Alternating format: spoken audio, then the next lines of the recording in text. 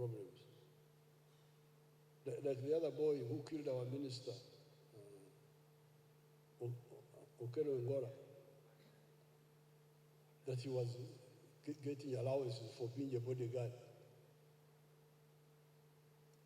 If you are going to get allowances for being a bodyguard, how about the ones in Congo? Why would they not get allowances? And you who is riding around in Kampala, you get allowances. For what? But that's because they were not implementing the collective answer. When I am away from where I am, from my home, what I need is food. I should get food. Because I can't take the food of my family where I'm deployed. And I think that one is always provided for. Operational ration, you call it. But money. When you take that line, you will not be able to defend the country. This is the problem of Somalia. Somalia is a big country. It is 3 times the size of Uganda in land area. It needs a big army. Now, if you start saying salaries, allowances, you cannot build a big army. You will end up with a small army, 10,000, like in Somalia now. How many soldiers do you have? 10,000. What can 10,000 do in Somalia? Somalia needs a level of maybe 200,000, 300,000. Ignorance is good. You know, when you are ignorant, it's also good. Because it's not good to know too many things. That's how people get blood pressure. You take a huge country like Congo with these Europeans, brigade, brigade. What can a brigade do in Congo? Congo is about the same size as India in land area. You are not like me. You have these phones which have stories about the whole world. Me, my phone is only for ringing, not for rumor mongering. But for you, you have got this mobile phone which have got all. You go and check. What is the size of the Indian army? 1.5 million people. This is how you defend a country like India. You cannot defend it with brigade.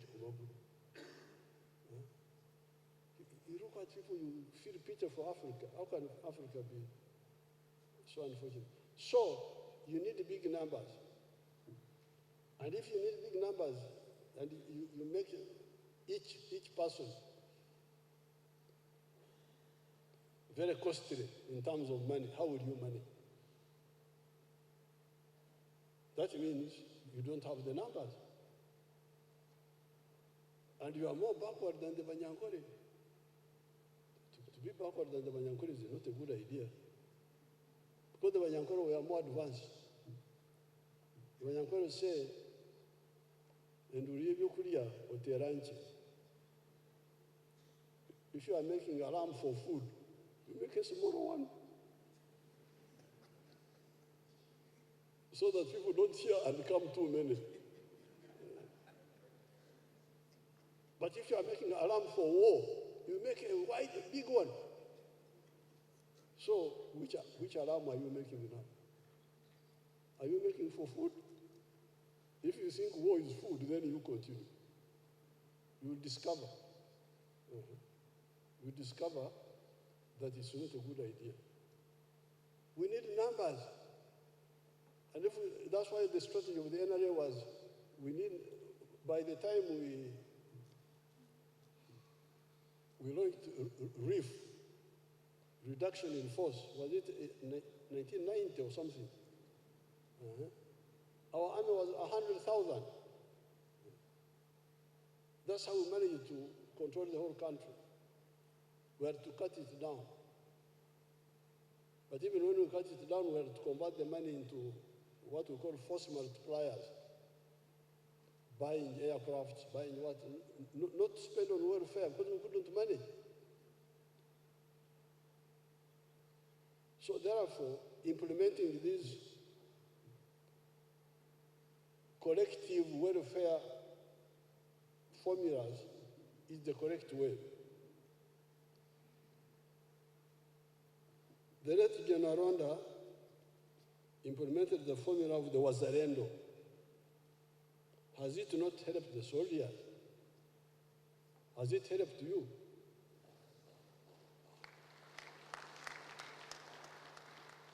MS idea? Now, if Wazalendo has helped you, why then not the others? Why don't we implement all the others? The ones who have been, which I guided you from the beginning. The good thing is that Mia is right. I have understood why these people are writing the Bible. Somebody writes, St. Paul to the Corinthians, to these ones, to this one. When you are in heaven, people will check. The man who wrote, I always write.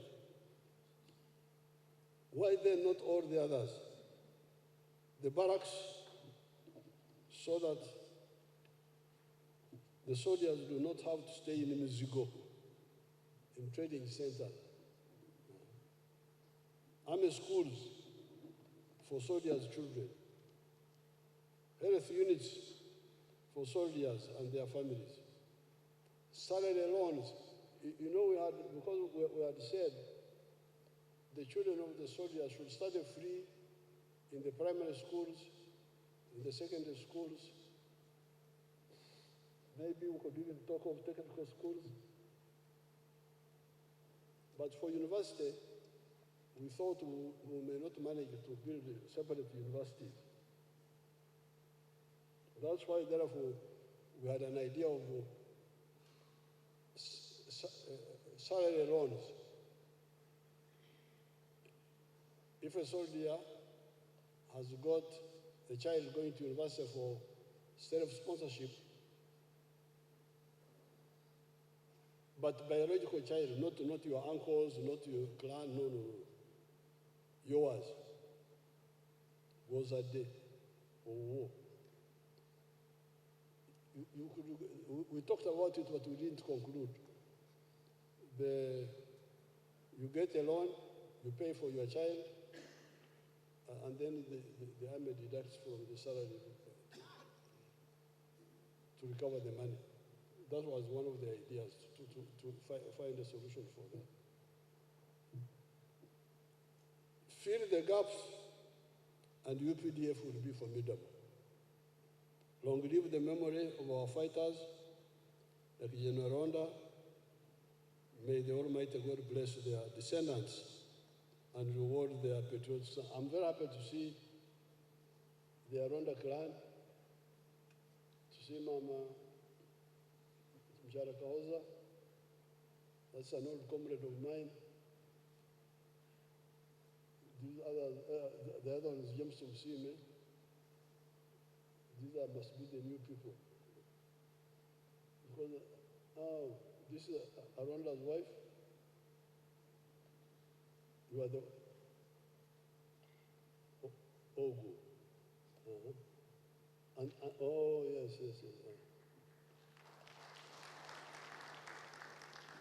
And the bearded man, he looks like Kahoza. You are a brother. Oh, okay. Kahoza was a footballer. At Tantari, he was a very good footballer. So, thank you for who organized this. Because remembering people is a good thing.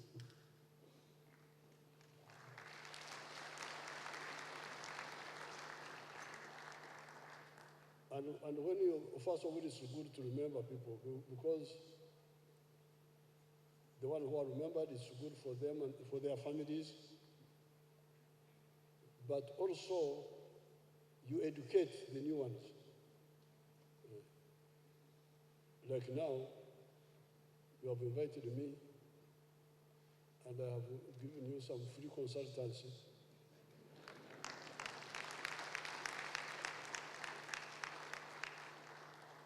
I don't need any payment from anybody, just to pass on what we know. So I think this is a good culture. Maintain it. I congratulate you. Thank you very much. I'm here to make a few remarks on why it is important for us to honor the memory of our late Chief of Defense Forces, General Aronda Nyakirima. General Nyakirima was our longest-serving Chief of Defense Forces and later Minister of Internal Affairs. He is important to our history because of his significant contributions to the stability and security of Uganda. It was during his leadership that we, UPDF, finally defeated those resistance army and expelled them from Uganda permanently.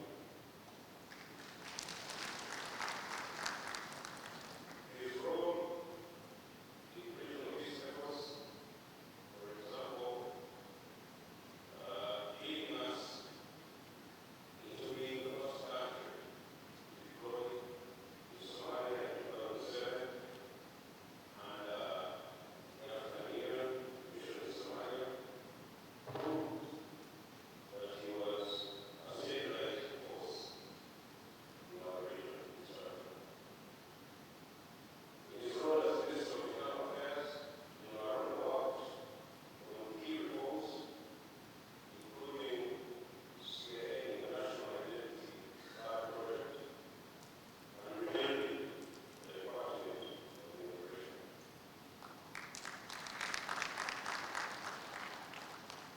His integrity and dedication to public service have left a lasting impact on the national security and governance.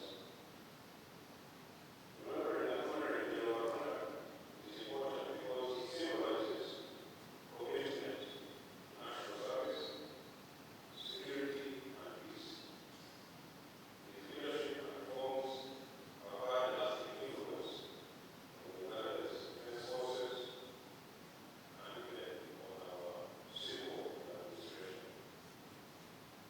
His legacy serves as an example of selfless service to our country.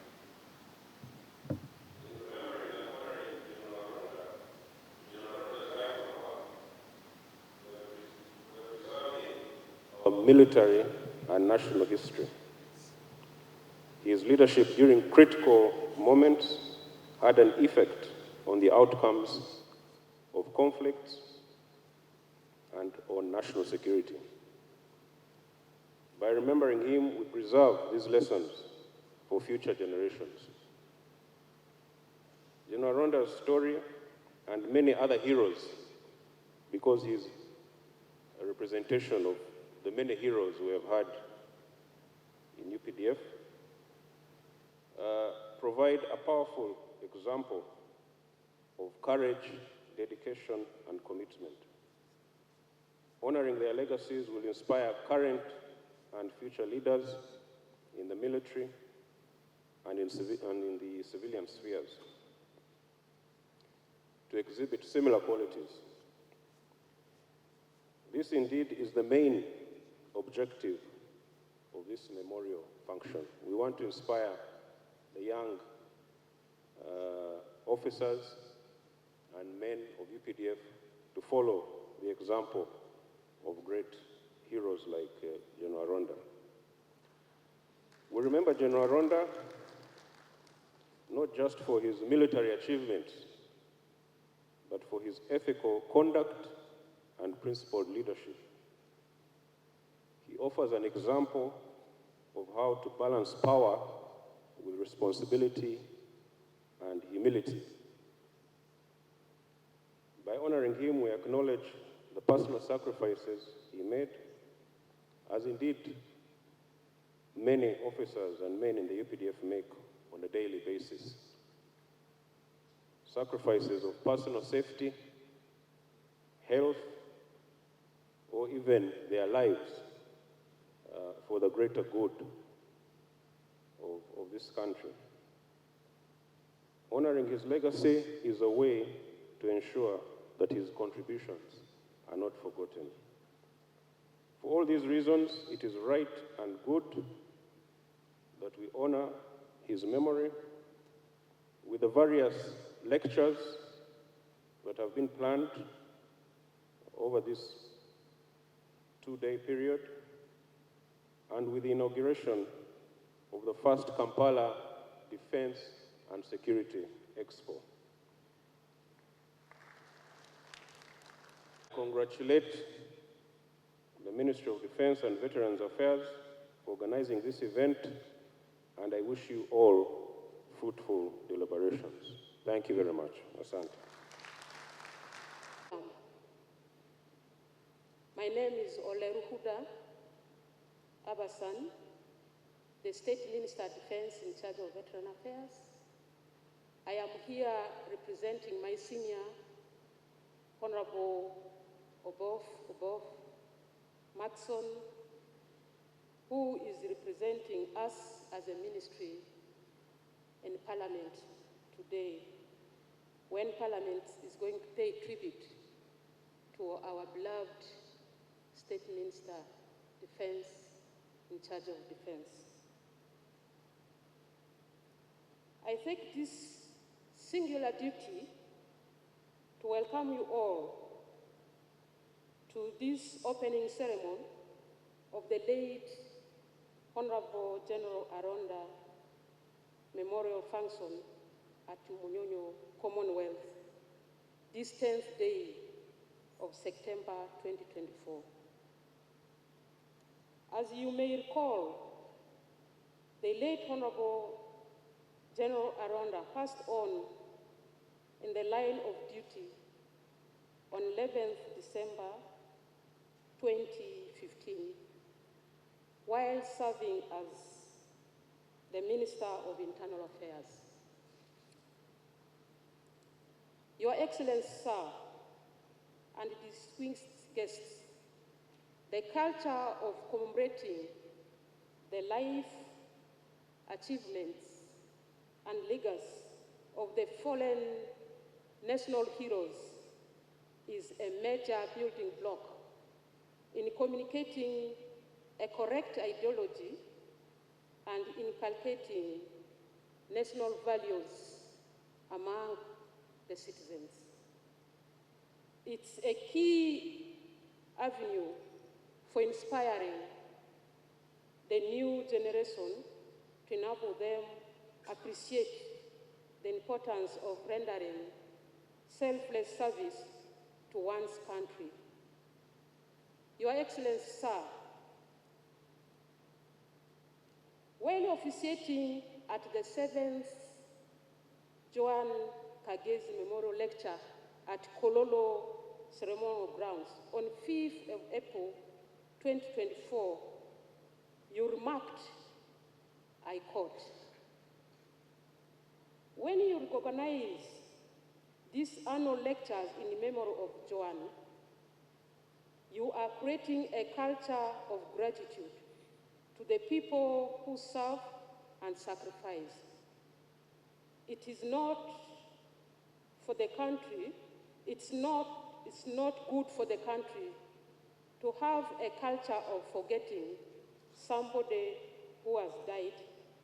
And so it's very good that you organize these annual lectures.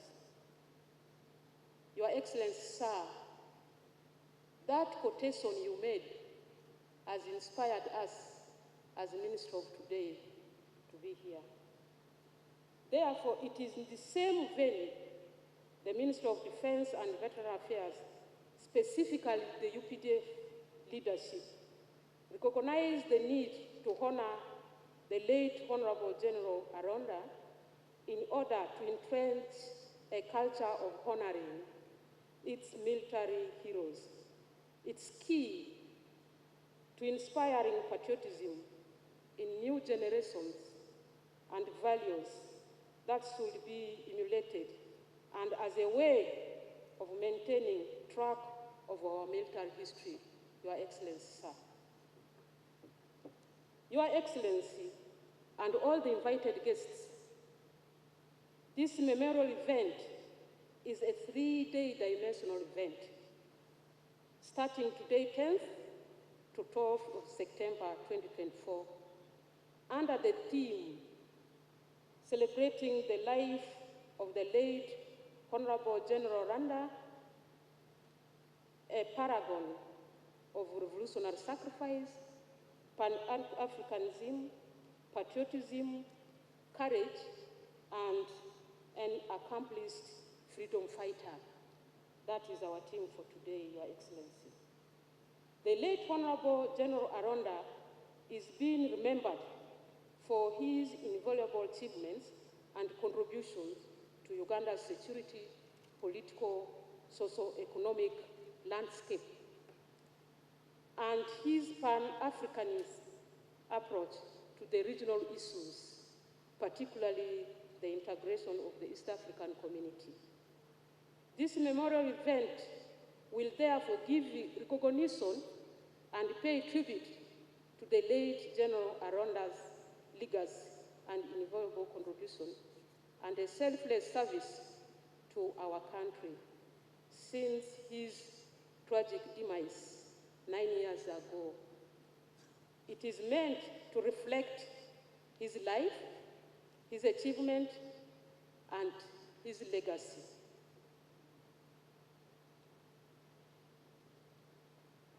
Your Excellency, sir, the following are the activities that will be carried during the time we are here.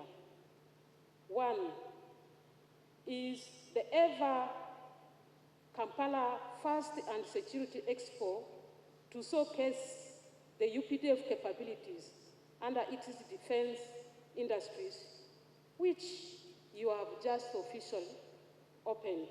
Thank you for visiting the... Sir, the next activity will be lectures and discussions by eminent personalities within and outside the UPDF, which will take place tomorrow, Wednesday 11th, but beginning today by the keynote address that you are going to give us, Your Excellency, sir.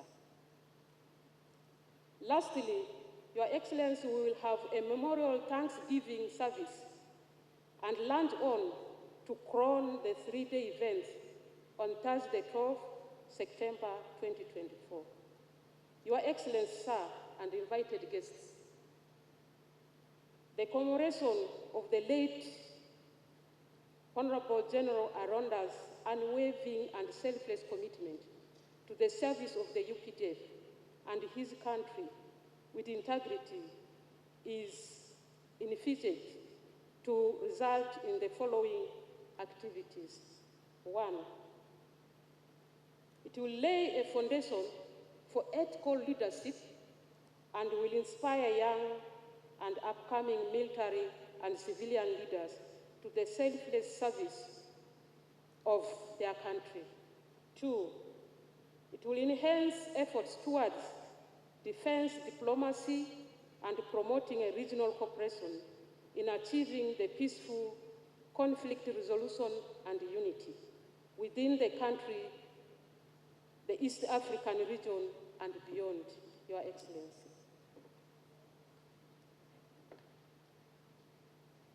It will strengthen the values of Pan-Africanism, patriotism, dedication, and selfless service for the current and future leaders, with emphasis on their importance to the national peace, unity, stability, and prosperity. Lastly, sowing a case product of the defense industries as evidence of successfully professionalizing and modernizing of the UPDF under the able and the visionary leadership of Your Excellency, the President and the Commander-in-Chief of the UPDF. Your Excellency, today, as a Minister of Defense, we are sowing a case of what you have done for all those years to professionalize, to modernize our UPDF. Your Excellency, sir, before I now invite you to give your keynote address,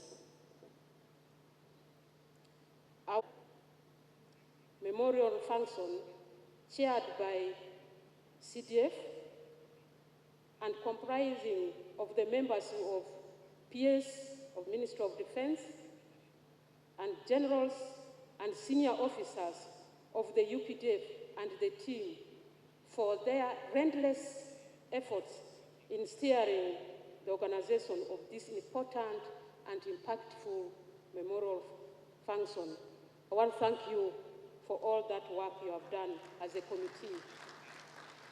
In addition to that, I extend my appreciation to the Implementation Committee of late Honorable General Aronda Memorial Faction, which is the technical arm of the steering committee.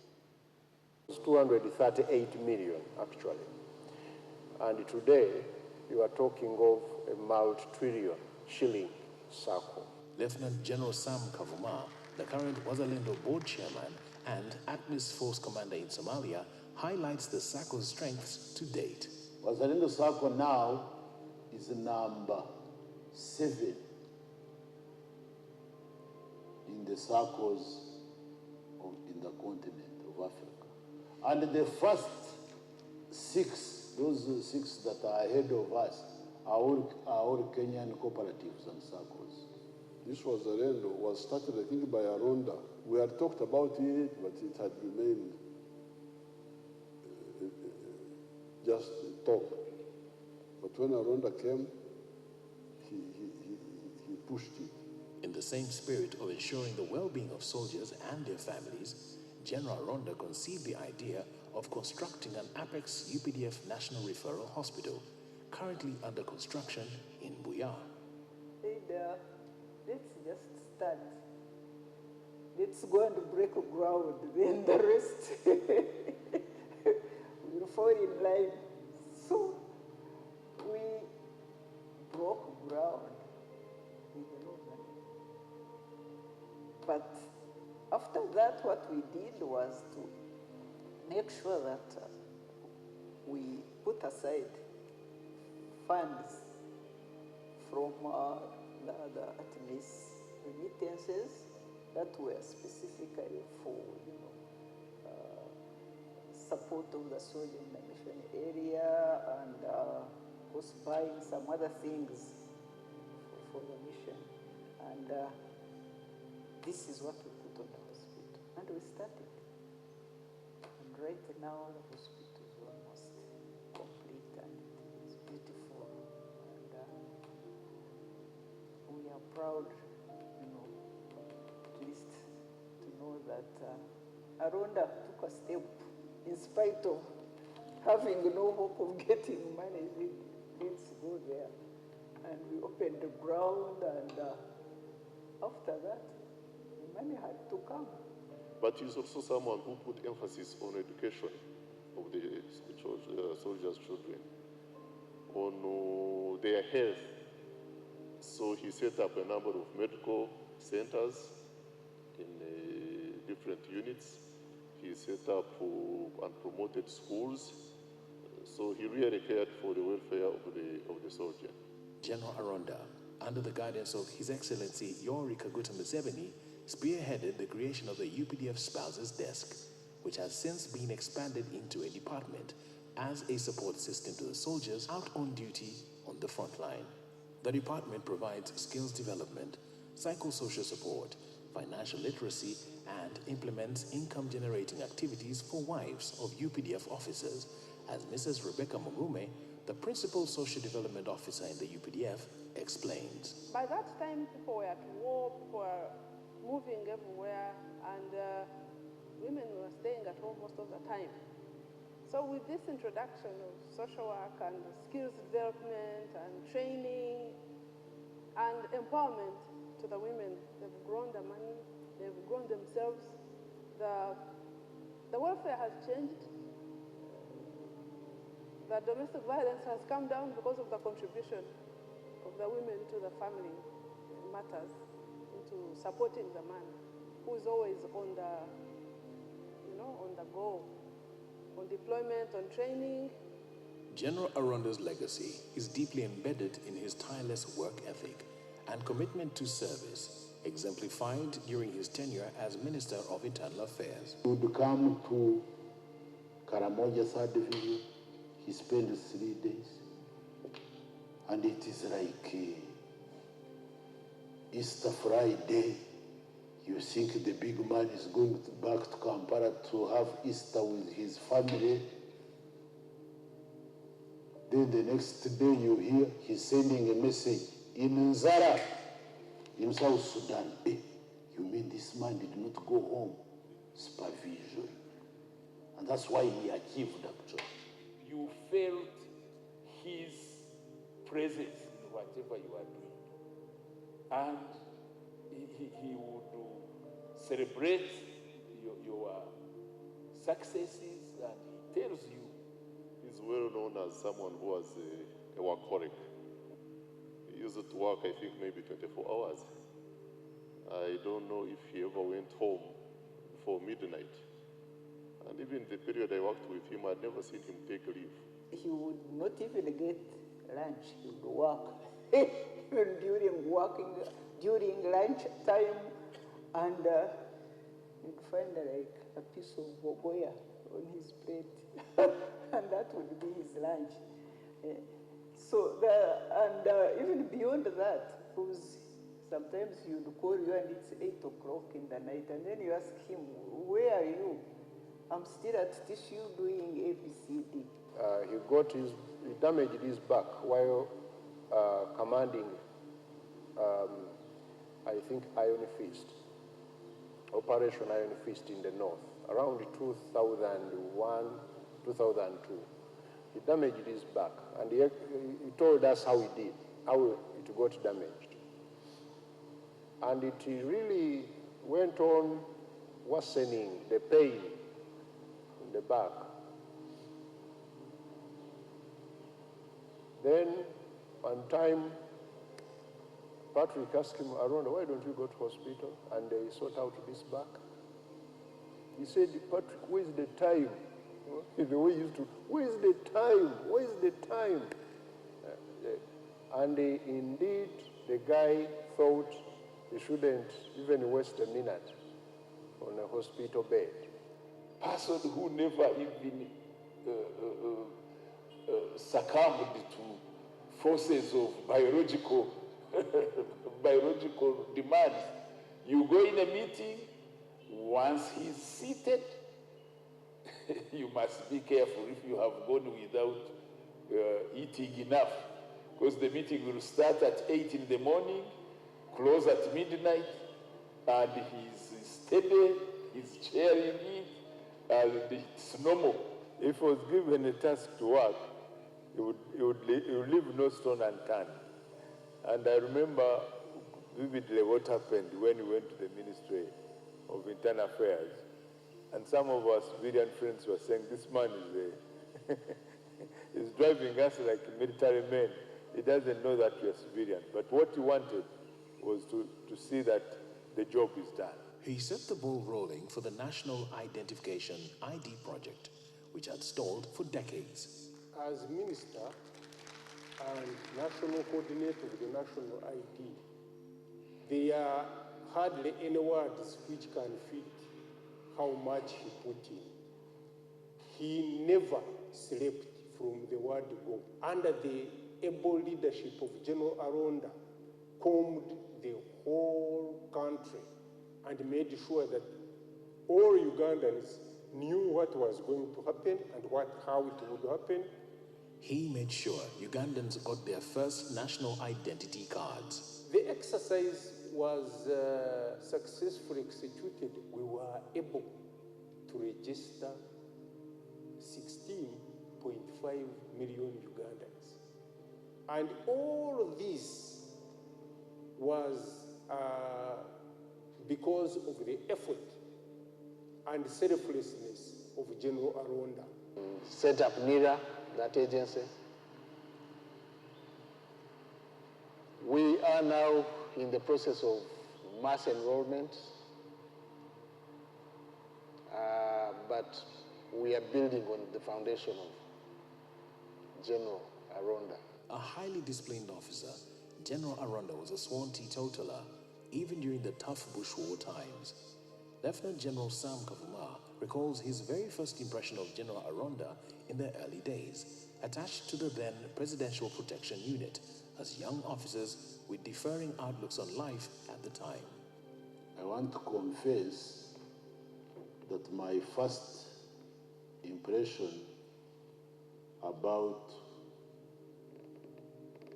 late General Aronda Nyakaire, my comrade, was a negative one. That one I must confess. Because, reason being, Aronda disliked all the habits I treasured. So definitely we could not be friends. But later, that was, we were young, but later as we moved on, growing, both in age, in ranks, and in responsibilities, I started knowing who exactly General Aronda was, and this time positively. A man of vision and courage, General Aronda instilled in others the values he held dear, leaving a mark on the DNA of the UPDF. General Aronda, those who have been keen about serving, were greatly impacted. Some of us can easily see them, the way they do their work. At times they make you remember the Aronda, the very commander. General Aronda motivated many people, many of these young officers, you know. He groomed them, he identified them, he pressed them where he thought they would deliver. He motivated them, and some of us really are where we are partly because of his motivation. And we salute him. I had testimonies and testimonies of officers whenever I interacted with them. They used to call him the godfather of the army. So what lessons? There, nobody cares about what I did. I think it undermines even the president. It is not fair, but also you deny the present generation of the input of these people, because this input can be, it was important that time, but it is important also for the one of today to learn. He may no longer take his giant gentle walk among us, but General Aronda's spirit lives on in the hearts of those he touched. May his legacy endure and guide us towards a future infused with the values he held dear for a better Uganda and the region.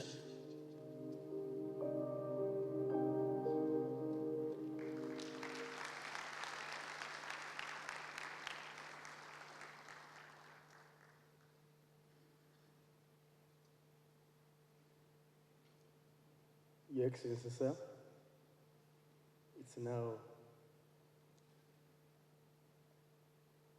a time to make your keynote address. Let's put our hands together.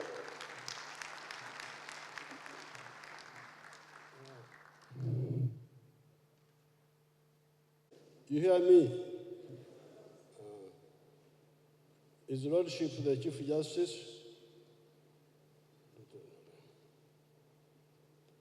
the honorable ministers, the Chief of Defense Forces, other generals, and all the officers and militants of the UPDF, and the family of General Aronda. You cannot talk about Aronda without talking about the history of Africa, because the NRA struggle was not just a military struggle. It was first and foremost a political struggle, which had to, in the end, use the military means to solve these problems. So therefore,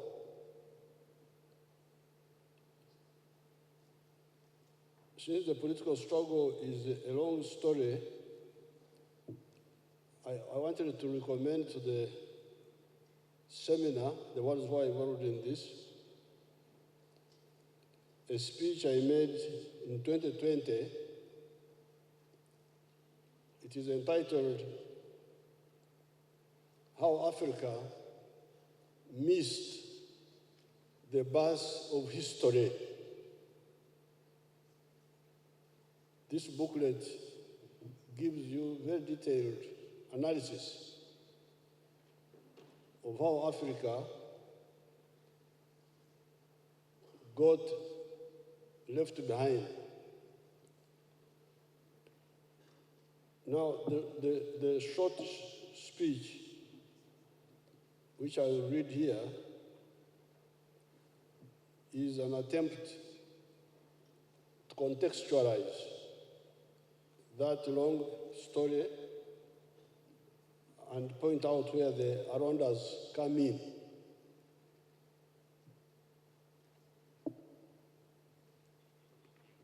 In this short speech, I wrote, you cannot talk of the late General Aronda Nyakerima's role or that of other NRA UPDF personnel without understanding the Africa of 1900 at the dawn of colonialism and what happened subsequently.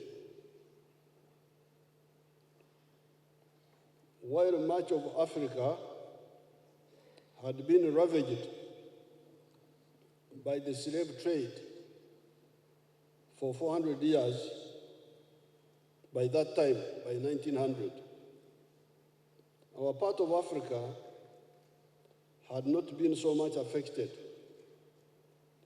by the slave trade, although there were some isolated incidents of slave snatching. That's why Banyankole believed that Goans were cannibals,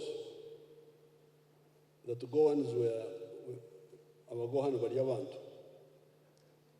They believed that Goans, I don't know why they thought of Goans, but I think it was because of this kidnapping by the slave traders.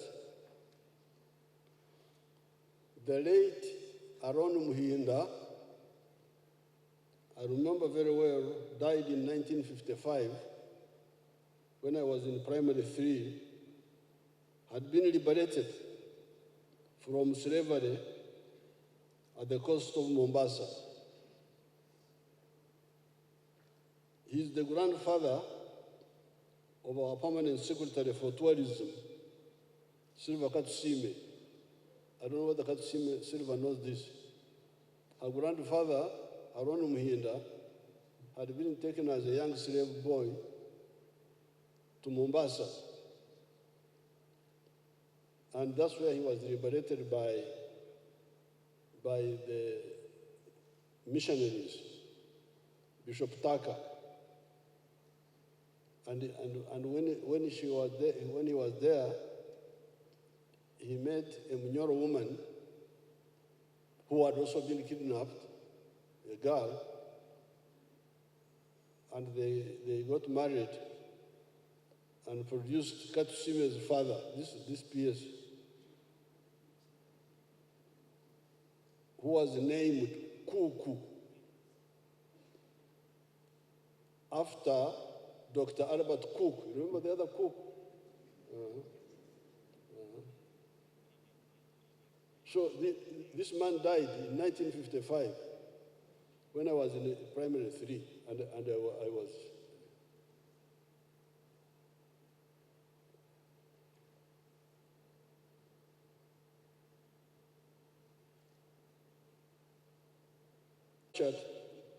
In tribal wars fomented by the bankrupt kings and then sold in slavery.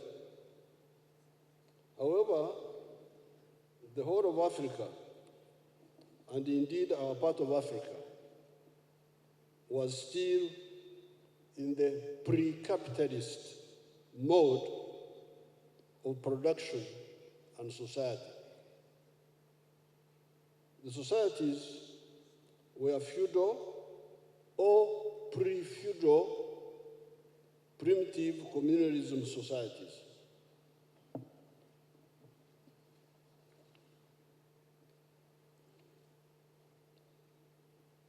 The production of wealth was organized in emyoga, this word which I encouraged you to use recently, was organized in emyoga, specialized skills. I would use the Nyankore versions, but you can put them in any other language, such as okuhinga, growing crops, kurisa,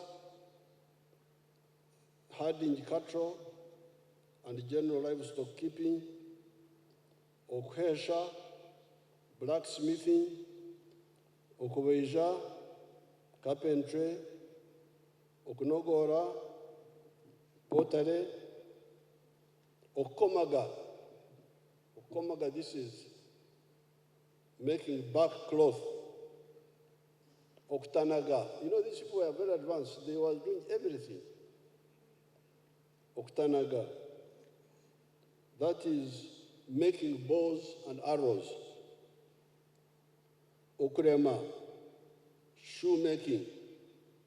Okhara. Leather making. Okujuba. Fishing. Okhara. Leather making. And I have repeated that. Okshachira, general medical work. Okuragura, divination. Okujenga, surgery. You know, these people had surgeons, abajengi, who could remove bones from inside you. Sailing, they had professional water people called abarimbi. That's what they were called. This is in Nyankore, you can go and put it in other dialects. These yoga were being done by communities. A community could specialize in something, the whole community. By communities, clans, you could have the clan of Abahesi. They are known that clan is a clan of blacksmith. They do it as a clan. Or families on a hereditary basis. Yeah, on a hereditary basis. I am a blacksmith. My children and grandchildren will be blacksmith. And everybody knows that's what we do. We don't go into crops. The Muhoozi doesn't go into crops. The people do crops and they bring them to him. And then he gives them They would then okturka, barter trade with the other families to get what they needed but did not make themselves. The long distance trade to the coast was being done by the Abalunganwa. This is a corruption of the Swahili word waungwana. This Banyankole here say, this is Balunganwa. But it meant waungwana. You can hear some names called Karunganwa. Some families, if you check, people are using those names. These were mainly the Banyamwezi from Tabora in Tanzania. That tribe from Tabora, the Wanyamwezi, were the ones doing this trade between the inland here and the coast of East Africa. They would bring textiles, emyenda, glass beads, enkwanzi. When you hear this, kyenkwanzi, which the Waganda mispronounced as kyankwanzi, it is kyenkwanzi. I think they named it kyenkwanzi because it is flattish, as you can see, it is flattish. And when it rains, you get some floods, which then shine in the sun like beads. This is what I think. I think that's what they call it, kyenkwanzi. Because that kyenkwanzi means the place of the beads, of the glass beads. Guns, they would bring guns. The people from the coast, these guns had started coming. Mbundu, Obuganga, gunpowder, and so on. There was some limited use of cowrie shells, and CMB as money. That is why one of the words for money is CMB. Even today, the old people would call money CMB because of the cowrie shells. The other word for money is mpiha, rupiah from mpiha, from rupiah, because that was the currency being used in India when the British were here. So they were bringing rupiah. My grandfather was using rupiah. If you hear songs praising my grandfather, they would say he bought a cow with rupiah as part of praising him that he was a wealth creator. However, so this was when you are talking about Aronda, what all these big people, go back to where it all starts. It starts with the politics. The politics about what? About society. So that's why I want you to go back. So this was the economy of Uganda and maybe Africa before colonialism, before 1900. However, the pre-colonial dominant mode of trade was by barter trade, with mainly Abebunzi. Abebunzi are the itinerant hawking traders. These who go around hawking. Those are called Abebunzi. Okubunzia is to hawk. The Luganda word for hawkers is, I think, Abatembei. What Abaganda word? Abaganda enough to Abaganda. waliwo muganda ddala wano ogenda osanga abalungi nti be baganda abali wano batembi si be bali aba nalweso muganda asigaddewo kati olaba omuganda oli jangu otuyambe munange omwana omuwala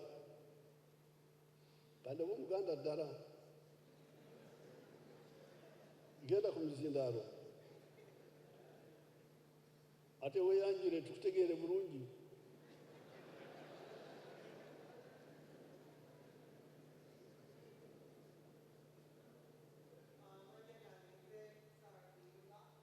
Sarah? Okay. That's how the ANC was founded in 1912. By the time we came on the scene as a student movement, but also as youth members of the new colonial political parties of Uganda at that time, we had to distill. Actually, I'm trying to, it's a long story, but I'm trying to summarize. But the real story is here. Yeah. We had to distill accurate political ideas from the confusion that characterizes many struggles. Because you see, people have a lot of confusion. This one is saying this one is saying that. Everybody is an expert. Kila mmoja ni mjuaji. They don't discuss, they just take positions. So it's very dangerous because if you, as I was telling some people, political work is like medicine. The doctor must study the patient. This patient, what is he suffering from? You look at the signs, you look at the symptoms. If you can check the blood and so on, then you make a diagnosis. If you make a correct diagnosis, then you'll be able to give a correct prescription. But if you make a wrong diagnosis and you make a wrong prescription, the patient will die. And this is what has happened. African countries have actually died. If you see what's happening in Somalia, what's happening in Sudan, Khartoum, imagine Khartoum. Khartoum is a very powerful country. But now see what's happening there. Congo, diagnosis. Incorrect diagnosis. So this is what we had to deal with as a student movement when we came up. And we were part of this, some of us were part of those political parties, DP, UPC, and all that. In particular, we had to reject the politics of identity of tribes and religion that the opportunists were pushing that time and ever since. Imagine somebody says, we form a party of Catholics. That's how DP was formed in 1954. We need hours, a chaffee, hours, megwa. Even if something is rotten, but megwa. Megwa is actually for a chaffee. You don't know our language. Me, I'm always busy with my people.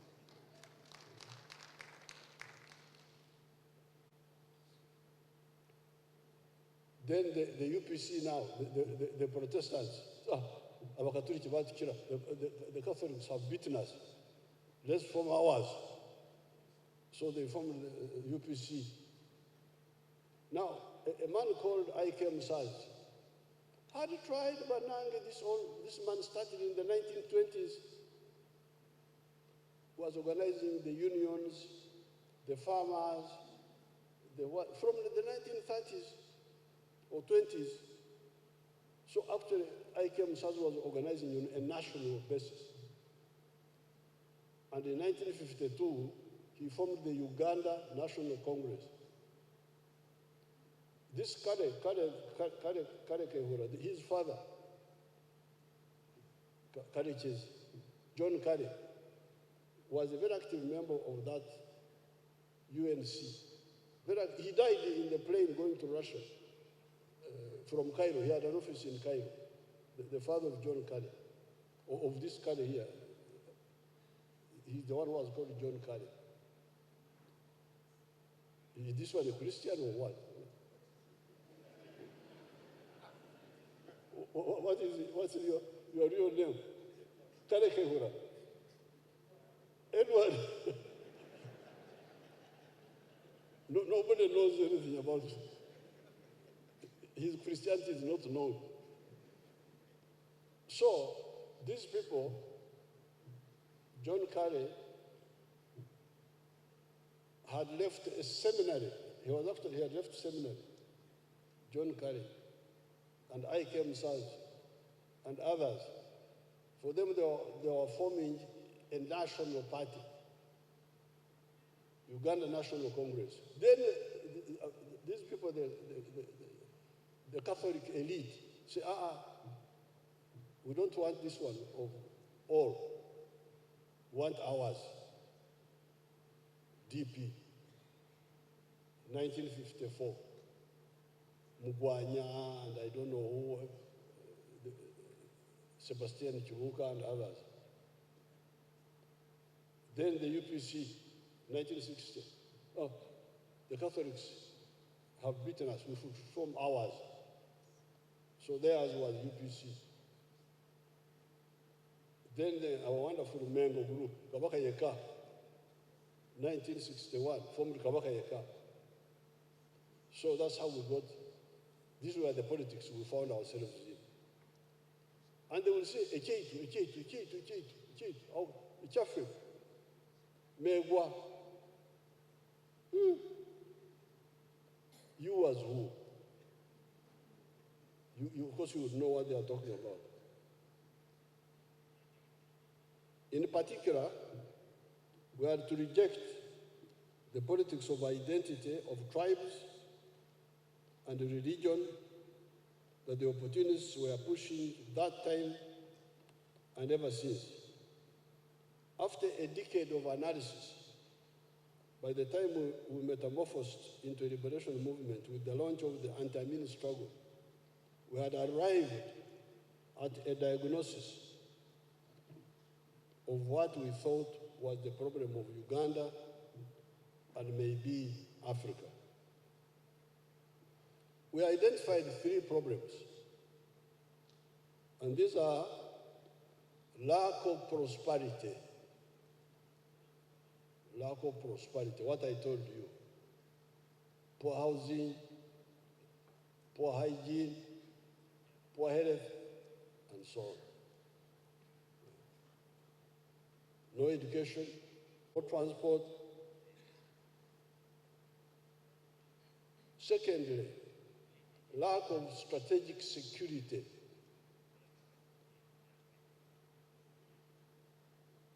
Thirdly, the failure to use the clear brotherhood of the African peoples. The lack of prosperity has already been described above. Poor housing, lack of education, poor health, poverty, etc., etc. What is the medicine for that? The answer is to create prosperity. But then the question is, where does prosperity come from? Our answer is that it comes from every adult, umuntu yena omukuru, participating in the production of a good or a service that is then sold. This is our answer. To create prosperity, every adult, must participate. Participate. You can participate as an entrepreneur, you are the owner of the business. Or you participate as a worker for the entrepreneur, but you participate. You must participate in producing a good or a service and selling it. If you do that sustainably, you will get money.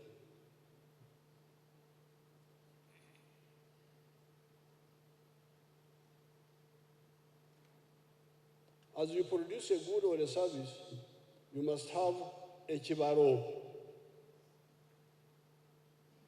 chura, otita.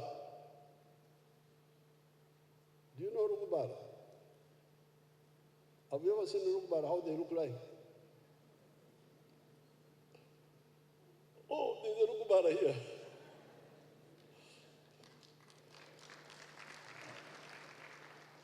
Our default. The chibaro is otita. Aymar is ateso, akaramajong. Calculating the maximum returns in earnings from the selected enterprise. You see how efficient our languages are. When I tell you to do something with the chibaro, I don't have to add all these wrong things. Calculating, wrong, what? Very efficient. Your people, the only problem of the African people was leadership, political. But otherwise, everything else, language, food, culture, very, very, very powerful. Agriculture, language. This one, I don't have to describe it, calculate, finish. I don't have to add anything. You know what I'm talking about. So once, if you say that is the answer, that prosperity will come from producing a good or a service and selling it and doing it with the chibaro, then the next question was, who will buy in big quantities and sustainably what you produce, the goods or the service? Who will buy them? It is the answer to this question that helped us to debunk the pseudo-politics of identity. To answer this question, you will hear how I will answer it. Who will buy what you produce? We found that many Banyankore did not buy the milk, the beef, or the bananas, which are the products of those people, of theirs. Why? It was because many of them have similar products. A does not buy from B, and B does not buy from A. Who then are the buyers that mainly buy what the Banyankore produce? It is mainly the non-Banyankore or the Banyankore living in towns that buy the milk, the beef, and the bananas of the Banyankore. In the 1950s, I went to school, not because of a single Banyankore other than my parents. Not one. No Munyankore other than Kabuta can say, I supported Museveni. No. If you bring him, I will give you 100 cows. But the people who supported our education were three people. One was a Muganda man from Kampala here, called Warisimbi Mpanga. That man was a cattle trader. He would buy cows from all over our area and bring them for the slaughter for the Kampala market. So my father had cows, he had wealth, but he didn't have money. He could not take a cow to the school and say, I'm paying school fees with a cow. He had to convert the cow into something easy to take to the school. Where could the headmaster tie the cow? Headmaster, because otherwise Kaguta would have taken the cow. He said, this cow is worth so much. The child studied free, but he couldn't. So Kaguta was getting money from Warsi Mpanga, who was buying cows. At that time, when the economy was still down, still this small population of Kampala needed meat. And the Indians who were here. So Warsi Mpanga was the bridge now. There was another Muganda called Buchenya. The Uganda were calling him Buchenya. His real name is Bukenya, but you know Banyangoli cannot pronounce it, some of the things. So he was called Buchenya. He has got a son, a grandson, who is working in the Equal Opportunities Commission. And his family are in Mbarara. They are the Waganda of Mbarara. That Bukenya was buying cattle for the Mbarara market. That Mbarara market also had come up a bit. So Bukenya would also buy our cows. Then 1958, a white man called Shea, he had built a house at Ishaka there. He was now buying cows for the Kirembe mines. That Kirembe mines had come up. It needed meat. And one day, my father's cow tossed Mr. Shea. And Mr. Kavuta took it back home. He didn't want to be sold. And he gave it a praise name. He made a praise name for it, that it had tossed the white man. But that's how I got money for education. So you can see, even when the economy was still really primitive, the signs of what was correct were already there. For you to come and tell me, we as Banyankwere, and you mobilize me to form a Banyankwere group when you are not solving my livelihood problems, you are an enemy. So that's why, therefore, we were able to therefore, the prosperity of the Banyankwere, and now the relationship is much stronger now. Because at that time it was only some few occasional cows for beef. Now if you add the milk, daily, you find somebody is milking 1,000 liters of milk. If the Kampala people don't buy them, what are you going to do? You're going to commit suicide. What will happen?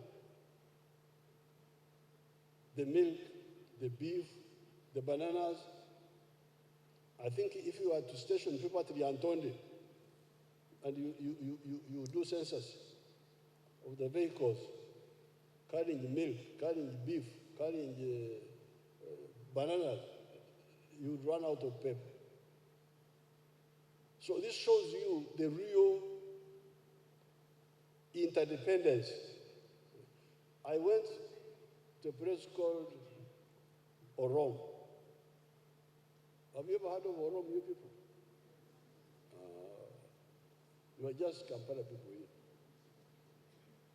Orom is there after Namukora. And there the Achoris were quarreling. In fact, I have a date with them. They were saying, we are producing simsim, but the language are cheating us. The Langis, we are the middlemen. They come and buy from their chonies in Orom at a very low price. They come and sell the simsim in Kampala at a very high price. So you can imagine, the people in Orom know Uganda, the importance of Uganda. And that's why I promised them a fuso to carry their simsim direct to Kampala, so that they bypass the Langis who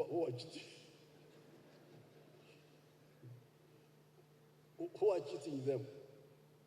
So therefore, the prosperity of the Banyankore is more dependent on Uganda rather than on the Banyankore rural areas beyond the production of the goods and services. This is how we identified the first ideological principle of the NRM as patriotism. That's where we got it. We say, so what do you call this? To love? Because remember, there is our local word here, moyo gwagwanga. But that moyo gwagwanga, that is the spirit of the nation. It can be translated to mean the spirit of the tribe. So that's why we said, no, we need a word to describe Uganda as fatherland. And that's how we came with the word patriotism. Why love Uganda? Why? It is because you need it for your prosperity. We soon found out that the internal market of Uganda was not enough. Hence the need for the regional continental markets of Africa. We are therefore to love Africa. Why? It is because we need it. We need Africa for our prosperity. We have got so much production now. Maize, so much. Milk, so much. Bananas, eggs, cement, steel bars, all in surplus.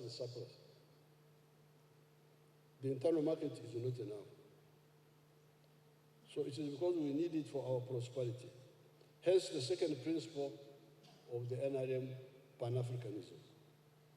The third principle is socio-economic transformation, so as to be able to produce the goods and services. Next is Uganda Prison Services.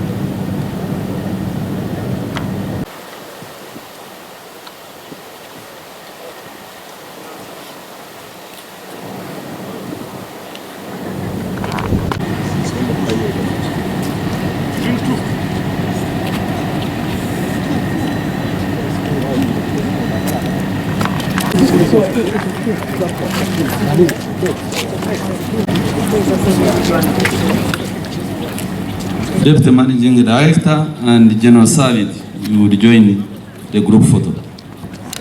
One person per store. That are needed in the Ugandan market and the African market. Democracy is our principle number 4. These 4 address the historical mission of creating prosperity for our people.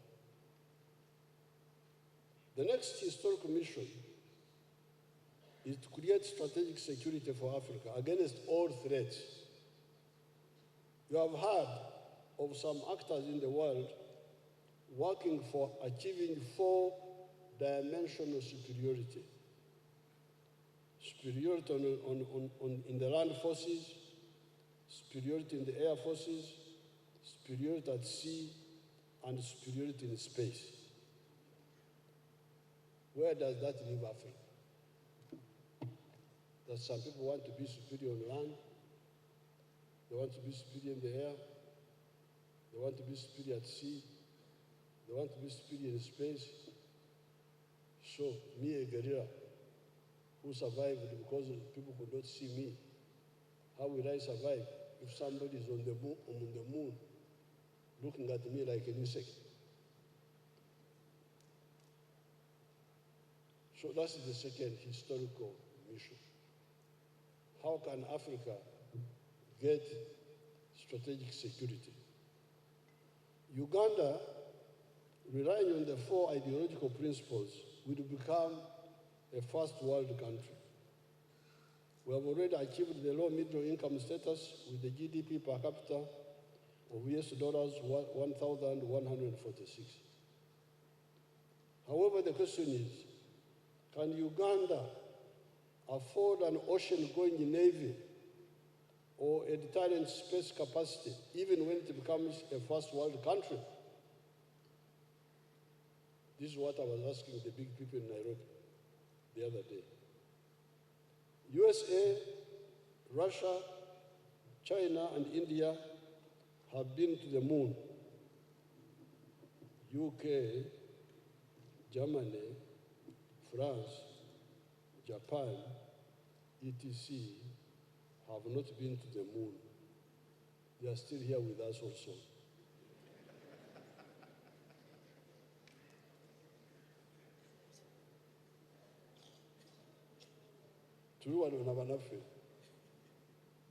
UK, Germany, France, Japan, etc. have not been to the moon. They are being first world countries, notwithstanding. Economically, they are very advanced, but they can't manage to go to the moon. What does this mean? It means that there is meaning to size. Size matters. However well trained you are, you cannot have lightweight boxing with heavyweight. That's why they say, Rwanda nakatono kano. Guno gunene guleke.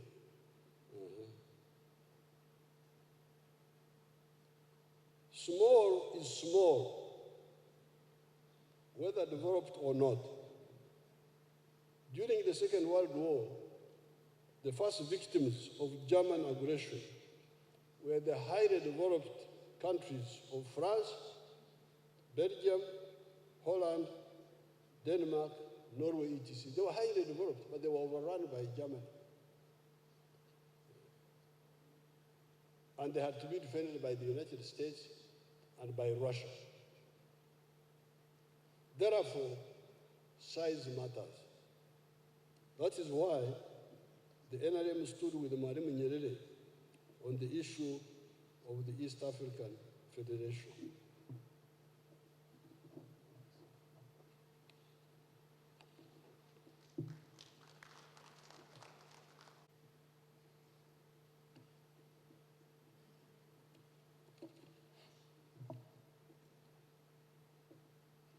We need the East African Federation for our strategic security.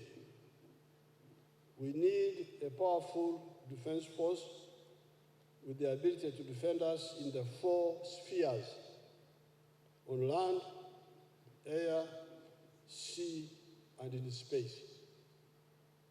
Hence, the two elements Pan-Africanism, common market to deal with our prosperity, and political federation to deal with our strategic security, the ability to defend us against all and sundry. That leads us to our third historical mission, the brotherhood of the African peoples. You have heard it broadcast repeatedly by the reactionaries and traitors that Africa is populated by very many tribes, etc., etc. In fact, the 1.5 billion people, who will be 2.5 billion in the next 26 years, are only divided in 4 linguistic groups. All the Africans are just in 4 linguistic groups. You heard me talking with this Mugwere man. He's speaking Nyankore badly, and he says that is Rugwere. Or I speak Rugwere badly, and I say it is Nyankore. But I can understand what he's saying. If you say Okore Kidachong, how can I fail to understand that? If I am a Nyankore. When I went to, you know where Rugwere is? Rugwere is near Mbari, very far. So, me as a Nyankore speaker, I can sit here and groups from Mwanza in Tanzania, where Magufuli was coming from, when they speak in their local dialect, Chiziza, Chikerewe, all those, all the way up to this Bakorachida. They speak, I will follow what they are saying, without translation. When I first went to their area, there was a group of women. They came dancing. Mukali muntu, mukali muntu, mukali muntu. Meaning, mukazi, for them they call him mukali, mukali, mukali muntu. Meaning that the woman is also a human being, as if it was in question. Mukali muntu, mukali muntu, mukali muntu. They were being led by a woman called Mwana Moiza. I liked her so much. I appointed her another DC for a long time until now she's very old. I retired her.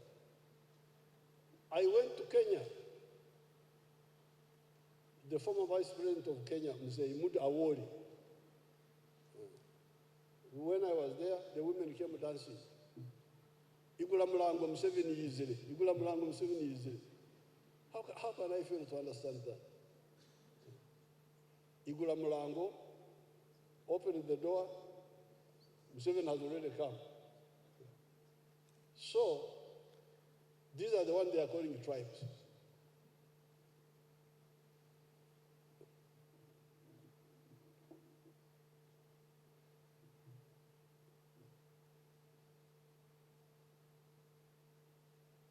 These people are in fact only divided in 4 linguistic groups. The Niger Congo, which means the Bantus and the Kwa. The Kwa are the groups in southern Nigeria.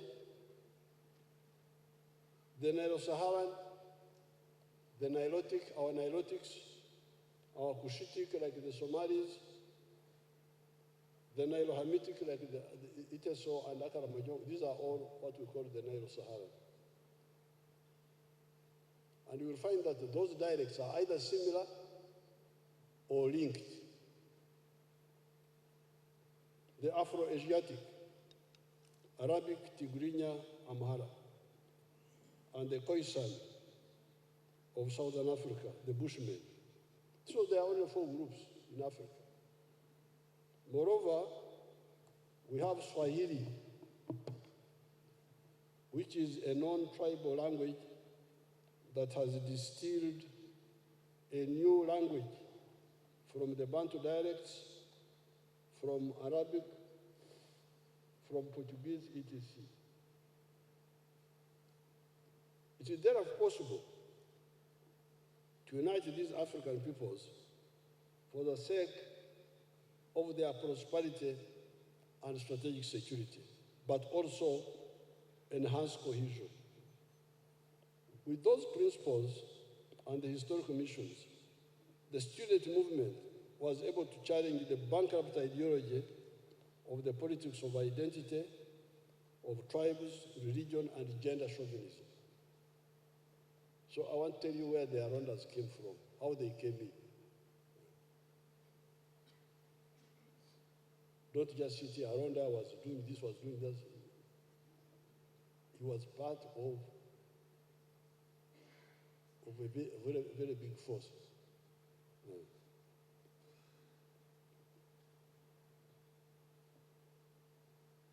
It is therefore, with those principles and the historical missions, the student movement was able to challenge the bankrupt ideology of the politics of identity, of tribes, religion, and gender chauvinism. It is this ideological menu that we were serving our trainees in the Fornosa camps in the 1970s. At that time, our recruits were mainly peasants or secondary school leavers.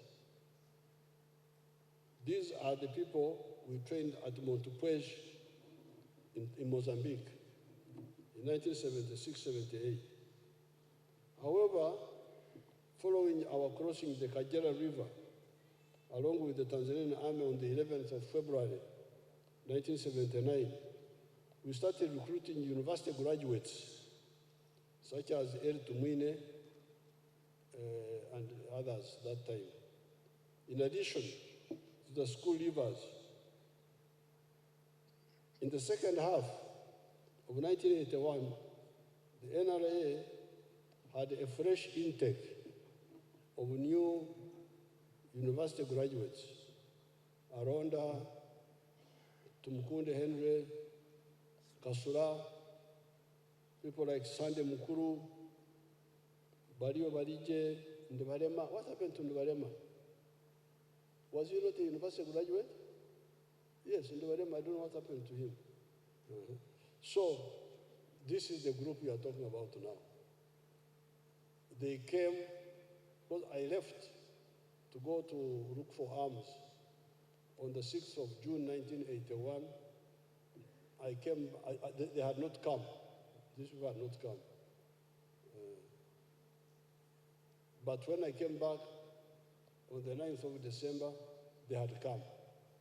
This group of Aronda, that group had come. On account of education and ability to write and read, this was a very big addition because many of our recruits were peasants. They could not read, they could not write, but they could pick up bunduki.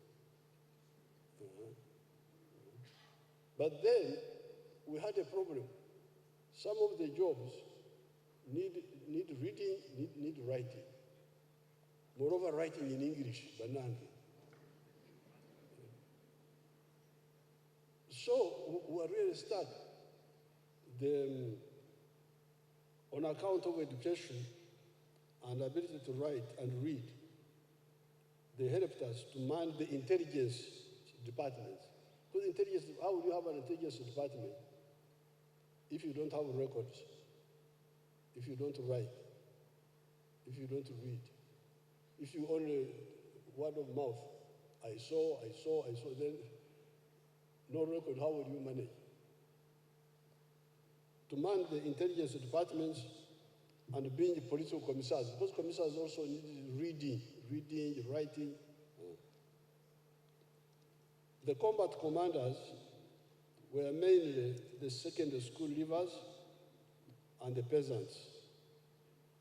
Pecos Kutesa, like if you take the group which attacked Kampala, they had groups who were calling battalions, but actually they were brigades. They were big groups, like the ones who attacked Kampala, Pecos Kutesa, and Fred Mugisha, 1st Battalion, Patrick Lumumba, 3rd Battalion, Stephen Kashaka, 5th Battalion, Chargonza, 7th Battalion, Julius Chanda, 9th Battalion, Chef Ali, 11th Battalion, Ivan Koreta, I saw him there, 13th Battalion, 15th Battalion, Samson Mande, 17th Battalion, Adam Waswa, the one who went to Rwanda, 19 Battalion, Peter Kerim, 21 Battalion, which I left in Kasese, Benin Tumkunde. None of these was a university graduate. But the only one who was involved here was, at the high level, was Tinyefuza in the West, not commanding a grouping.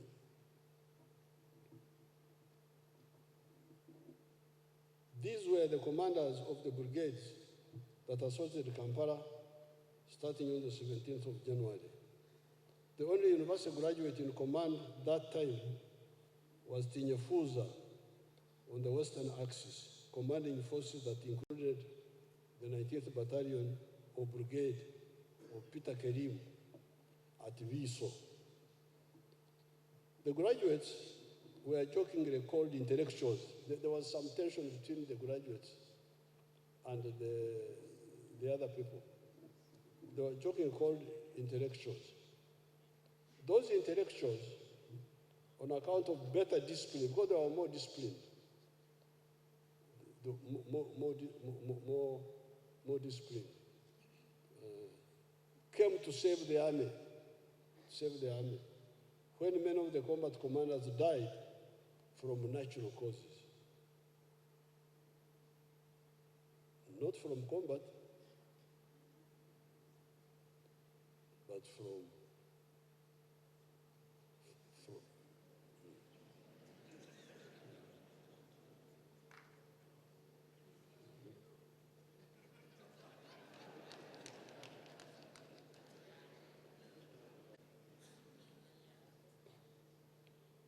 given the training we had given them. Now, but when we took over power, these intelligence officers, like Aronda, intelligence officers, they had not led combat missions before. They were intelligence, PCs, and political commissars, but in the fighting battalions, like you had, Aronda was in 3rd Battalion, the one of Lumumba. But when we took over government, given the training you had given them when we took over power, under OBC, officers basic course, in Russia, the USA, you heard that Rwanda went to Fort Leavenworth.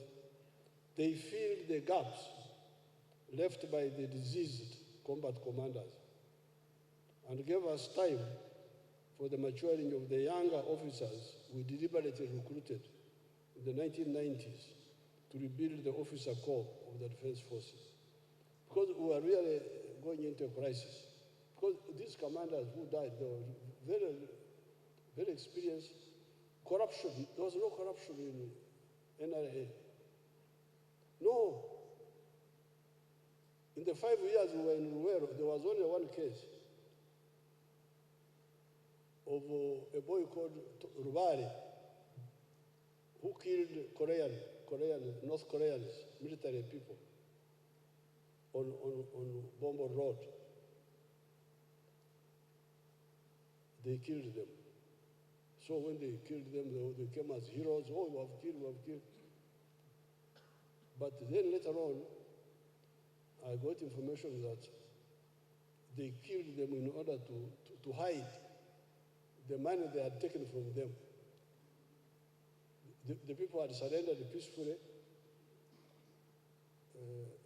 but because they had money or things like that, they killed them so that they don't say that these people took money from us. So when we came to know the story, we arrested them. We arrested Rubani. But recently I was checking the story, I was told that no, it was not because of the money only, but that was the only case of corruption in 5 years. And it seems also it's so those commanders were very good, but many of them died.